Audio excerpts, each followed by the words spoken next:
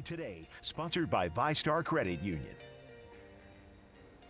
The history of LaVilla has been documented extensively. Its rich African-American history, immigration hub, and eventually its decline through failed urban renewal.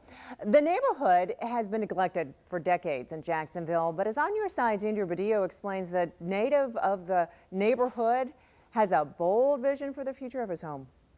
I mean, this place is magical. Martin Luther King walked on these very same steps. Cab Calloway and famous jazz rock stars getting drunk and having a great time. Every night, party time. It's a residential business area what I was born up in. This was home. Before Harlem, there was LaVilla.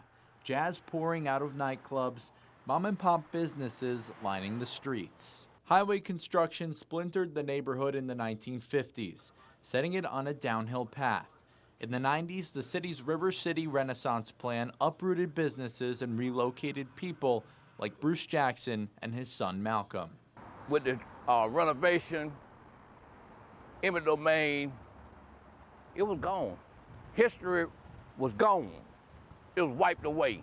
Unfortunately, it looks the same from when they tore all this stuff down. The promises of what was supposed to come to this area and when the Jaguar Stadium was built, and how everything was supposed to bring all this business down, where you tore down all the business that was already here, and they could have brought everything and made, you know, the uptown and downtown the beautiful place that it should already been. Historic skeletons sit next to dirt lots, an eyesore to some, but not to those who know their stories. This was actually a location where a lot of artists that were aspiring artists that were looking for gigs that were a part of what they used to call the Chitlin Circuit. This was basically your headquarters. Adrian Swanigan was raised in LaVilla and saw its demise firsthand. Swanigan says LaVilla will never be what it once was, but that doesn't mean it can't thrive.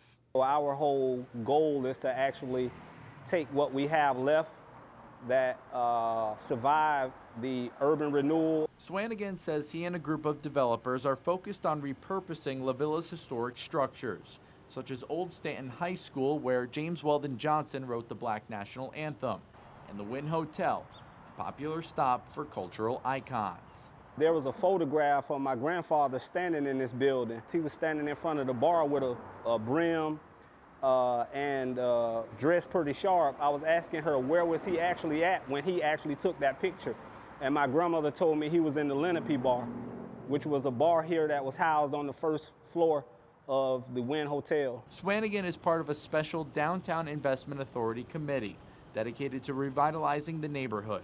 The committee has established a neighborhood logo and heritage trail as part of the city's larger Emerald Trail, designed to connect downtown through parks and walking trails. Next, the Wynn and others around it, where history still lives in between century-old brick. The magic is already here. You just got to put them here, but it has to be done in the right way, and that's through the African Americans. Nights at the Wynn are just words bouncing off broken buildings covered in decades of dust. But soon, Swanigan believes you'll be able to taste wine in the new Wynn and enjoy the new LaVilla, while paying homage to the past. In LaVilla, Andrew Badillo, First Coast News, On Your Side.